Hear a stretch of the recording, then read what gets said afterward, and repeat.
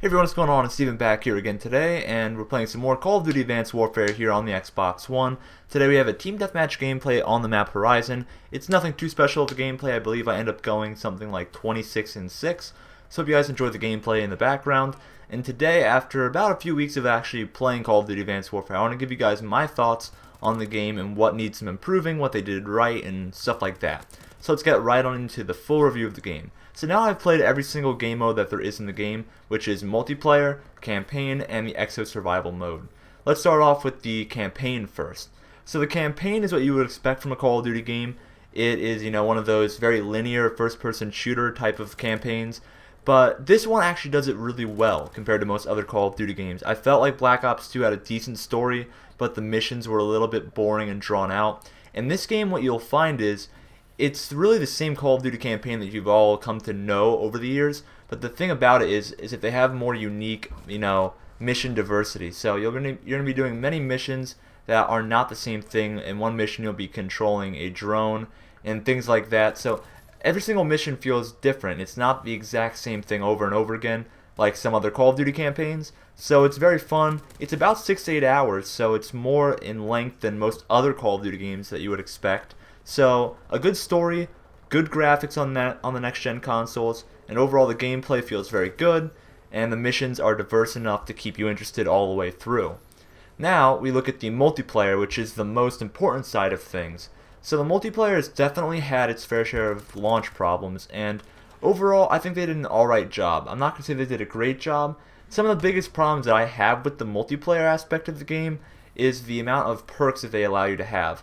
The perk system in this game, I think, is quite lazy, quite honestly, because if you look at the perk list, it seems like there's just not enough perk variety. It just seems like there's only a few different perks that are viable options to use, and it just feels like you're very restricted in the in terms of how many perks you can use or what perks you can use. So, my ultimate point there is the perk system in this game is really not very good. There's not a lot of variety to it at all. They need to add more perks in the game, I think, but unfortunately, I think these are the perks that we've been dealt, and that will stay that way, I do believe.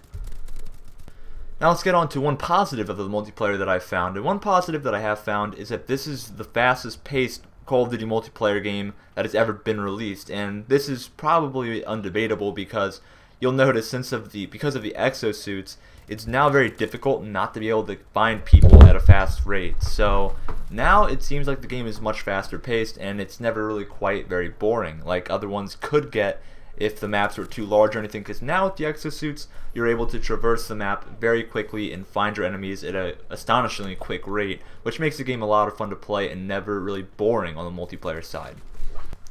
Now let's get back to another bad thing that I found about the multiplayer.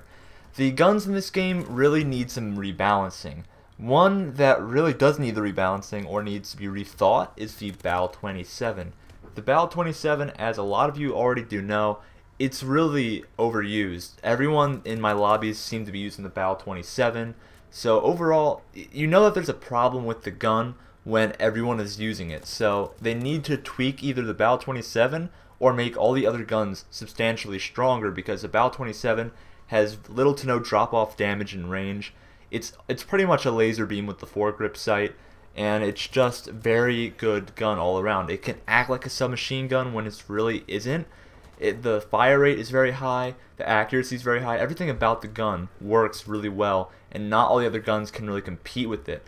Not to mention, submachine guns, shotguns, and the heavy weapons are all pretty much useless when it comes to outgunning a assault rifle or something along those lines. So they definitely need to rebalance a lot of the gun classes in this game, because I find that a lot of the guns in this game, like SMGs for example, just are not going to cut it against other assault rifles, and that's a problem. They need to make the SMGs more accessible and more useful, and then ARs win almost every single gunfight, so they need to definitely buff the submachine gun class a substantial amount, because ARs are the only thing that people use in this game for the most part.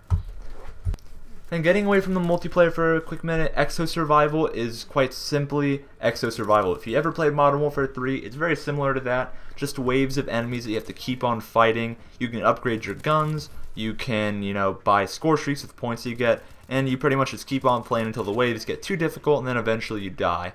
That is very simply The Exo Survival, it's nothing, new or innovative. It's just what we've come to know, and it's nothing all that special at all.